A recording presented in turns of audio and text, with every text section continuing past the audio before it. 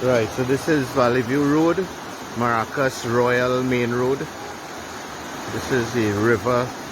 Here, this water probably raised about 18 feet right up. This is the coming by me. And that down there, where you could see is the bridge. So it have absolutely no going out and no coming in today.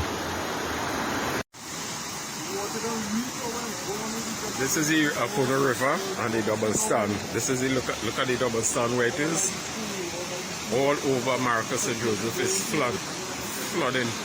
This is the first time in many years. This is what it is look like.